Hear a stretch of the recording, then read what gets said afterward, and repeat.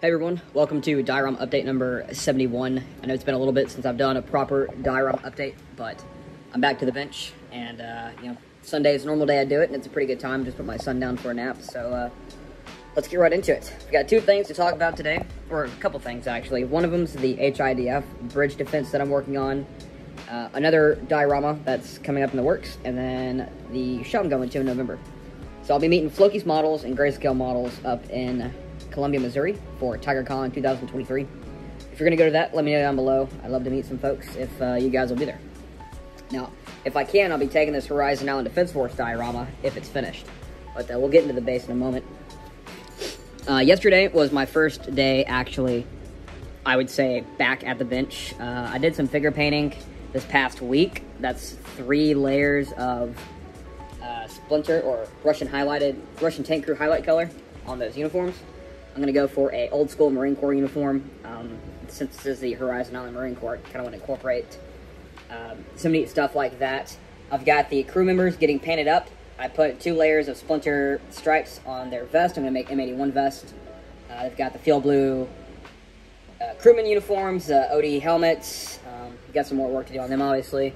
Started painting helmets, some equipment, got weapons and more stuff to paint. But what I really did, especially yesterday, was I painted up the 114 and the tow Jeep.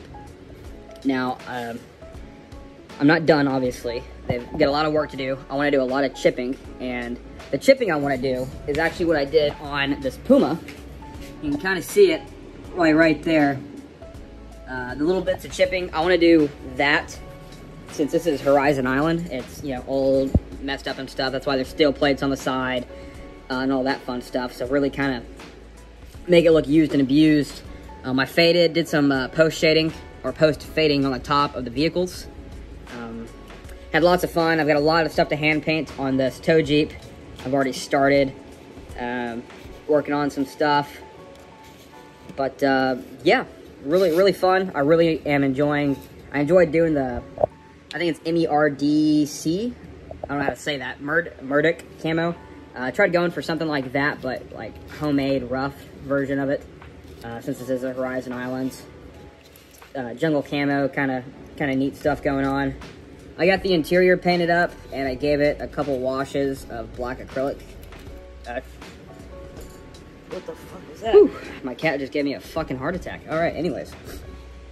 Yeah, just some basic painting. Nothing too extravagant. You really won't be able to see much on the inside, since the 2 figures will be poking up out of the hatches. But yeah, that's going to be fun. Really excited to get those going. So for the diorama itself, I've been doing some work. I've been using DAP patching plaster, going on everything. So the idea is the perimeter of the diorama will be whatever the groundwork is. So if this is like muddy grass, that's going to be muddy grass. If this is concrete, which it will be, that'll be concrete. Just something interesting I want to try out. I've got the bridge with rebar. I was going to do like proper, very small, intricate rebar, but I decided since I want to really send this home that this is a Horizon Islands, and so I think I'm just going to leave it how it is. Shittily built bridge, if that's even a word. Poorly built bridge with that's been destroyed. You got some fighting holes in the works, machine gun hole, all sorts of fun stuff going on there. So I did buy some plants and whatnot, so I got this I want to call it a colander, whatever. I got that to spread dirt more evenly. Got some of these nice plants, as well as a couple of bags of random jungle plants, which I can prime black, paint up, and I got those, and some other goodies. So that's going to be really fun. More in the work on that at some point, but now I want to get into what the next build's going to be. So, real quick, I will show you guys everything I'm going to buy for it, but essentially this is going to be a 6 to 8 month long project. It's going to be the current counteroffensive in Ukraine. If you've seen combat footage of that, you might recognize this. It's supposed to be 2 fields, a tree line separating the fields that's been absolutely bombarded by Ukraine artillery, and it has Russian trenches, mortar pits, some MG nest, and then there's trees on the side, because that's not where the defenses are, so they're like shelling this heavily. there's a little road, like a little one, a wheat field, and then there's going to be a BMP2, a Humvee, and then infantry pushing in. You got your assault and support by fire elements that are going to be, you know, moving up. You'll have random Russians within, bunkers, all sorts of fun stuff. So the idea is that the base will be like a shadow box. Okay, if you know what a shadow box is, it'll be like that. Wooden bottom, about 2 inches for the sides. I'm thinking about cedar wood. I want to round the edges, make it nice, and then use plexiglass and wood with magnets and make a dust cover to go over it. That way I can store it without animals and dust getting in there. I can take it to shows, all sorts of cool stuff like that. Yeah. All right, so here's some screenshots of the kits I want to get as well as the figures. This is the Trumpeter 35th scale BMP2 that I would like to grab, or one similar, and then afterwards we have the Academy 35th scale Humvee with a 50 cal mounted on top, just like the ones they use in Ukraine. That kit, I really want to get that specific one, but we'll see what the show has in store. And then these are just figures that I've either already bought or will be buying. Great poses, great kit, all that fun jazz. I know exactly where all these guys are going to be going on the diorama, or a rough idea. Some of them need some work done, like new heads. Some of them have skull heads.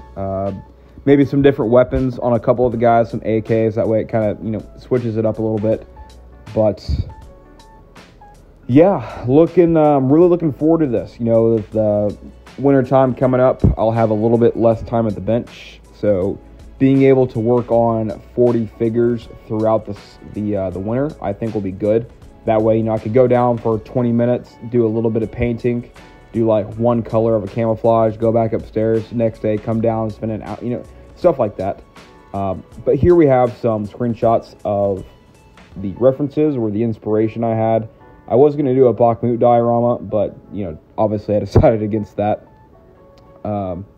in favor of, you know, the most recent counteroffensive, because this is, if you watch combat footage from Ukraine, especially from the most recent counteroffensive, you're going to notice a trend, and that trend is entrenched Russians in tree lines that have been bombarded. So I really want to recreate that. I think it would be fun, making dugouts, bunkers, all sorts of fun stuff.